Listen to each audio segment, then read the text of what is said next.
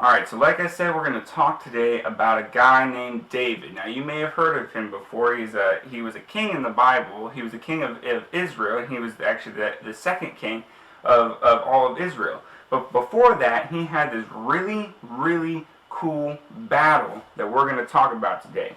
See, before there was this king named Saul, and Saul came before David. He was king, and he was in this battle against these people called the Philistines. And the Philistines and the Israelites, they didn't really like each other. They were kind of at odds all the time. And this particular time they were fighting, and the Bible says in 1 Samuel 17 that the Philistine army was up on one mountain, and the Israelite army was on the other mountain, and there was a valley in between them there, and they were just kind of getting ready to fight. And there was this particular guy. His name was Goliath. Now this guy was huge. I mean, he was big, he was tall, he was mean, he was a fighting man from his young kid days practically. I mean, and he was trained in fighting, and he would go out and he would taunt the Israelites, and it would sound something like this. Listen, you've been standing here waiting to fight, and I'm tired of waiting. You pick one of your men to come and fight me, and if I kill him, then you have to be our servants. But if he kills me, if he's able to, yeah, alright. If he's able to kill me, then we'll be your servants. But come on, come out and fight. And all the people, including King Saul, and King Saul was a good fighting man. He was pretty mighty, but he was scared. They were all scared. Whenever Goliath came out and taunted them, they would run, and they would be afraid. They would go and they would hide.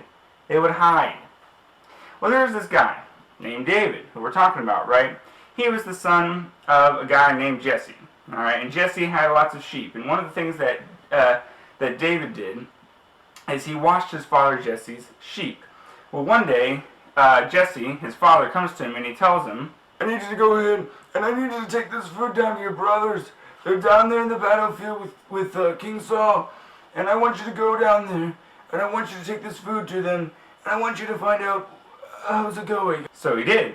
He went down and he took some food and he went down to see his brothers. See, his brothers were fighting in Saul's army, his older three brothers there.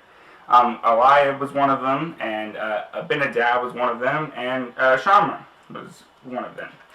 And so his oldest brothers were there fighting, and he goes and he takes down the food to greet them, and he wants to see how it's going. And while he's there, all of a sudden, here comes Goliath. Come on out and fight me, someone from the men of Israel. Any one of you, I can take any one of you. I tell you what, I'll rip your head off and feed you to the birds. You say you trust in your God, but you're cowering to me? Ha! Any one of you, and maybe even all of you, I could fight you with my bare hands, and I could kill you with my sword. Come on out and fight me, you cowards! And just like every other time before, all the people of Israel, they run and they flee in fear. And they say, do you see this guy? They're telling David, because David, he doesn't know anything about it. So they say, David, do you see this guy? He comes out all the time and he taunts us. And no one wants to fight him, because if someone kills him, then the Philistines are our servants. But if he kills one of our fighters, we have to serve them. And we're scared. This guy is huge. He said that the king had said this. If you will be the one to please fight this big problem, I will give you lots and lots of money, and I will give you my daughter to be your wife, and I will make you and your family tax-free here in the nation of Israel. So please, someone, please fight this guy. Like, really, please. Wait, so you're telling me that the king Saul, he said that the guy who kills this Philistine is going to get a lot of money, daughter to wife, and going to be tax-free? Like, this is not a joke. This is for real. Hey, you guys, come here a second. I got a question to ask you. Hang on, just a second here. And so he asks people, and all of a sudden, his older brother, Eliab, sees him doing this, and he gets pretty mad. David, what are you doing here? Really? Come on. Wait, you talking about this Philistine? Wait, I know why you came down here. You're so full of pride. You came down here to see the battle. What happened to the sheep, man? What are you doing here? Who's watching the sheep? But David was just doing what his father Jesse had told him to do. Why are you so mad at me, bro? Look, I just came down because Dad sent me with the food, okay? He sent me down here. And besides, this guy is mocking. He's not just mocking us. He's mocking God. We have a covenant with God. He said he was going to protect us against people like him and all kinds of other things. And he doesn't have a covenant with God. God has no promises to him. And he's sitting here mocking us in the names of his gods. That's not going to stand. I'm not going to take it. I'm not going to sit here and let this happen. I will go, and the Lord will help me, and that Philistine is going to die, and I'm going to take him down. So they go and they tell King Saul, and they say, hey, look, this is what David's saying. So David comes into King Saul, and he says, King Saul, look, I've heard about your reward, and I'm going to do it. I'm going to take it, and I know you're saying that he's a man of war since his youth, and I can't fight him, but let me tell you something. I was watching my father's sheep one time, and a couple of different times actually, a lion and a bear came to take my father's sheep away from me and to kill it and to eat it. And guess what? The Lord was with me, and I saved that flock out of the mouth of the lion and in the paw of the bear. And I took the flock out there and I spared it. And then I went and I killed that lion and that bear. And the same God that was with me to take to save the sheep from the lion and the bear, he's going to go with me to fight this Philistine and destroy him, because we have a covenant with God. And so Saul tells him, yes, of course, David, please go fight him. God be with you. But let's make some adjustments, please.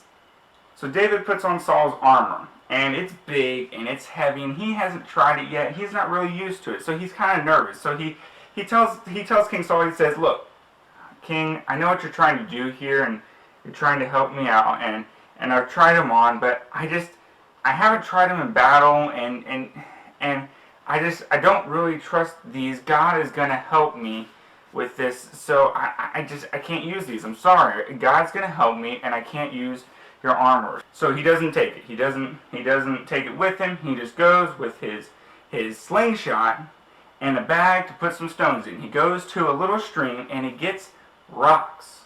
He gets rocks to put into a slingshot to go and fight Goliath, this big, huge warrior. Now, it seems crazy that he would go and fight a trained warrior with rocks, but he knew that he had a covenant with God, and that is why he knew he would be able to beat this Philistine named Goliath, who did not have a covenant with God.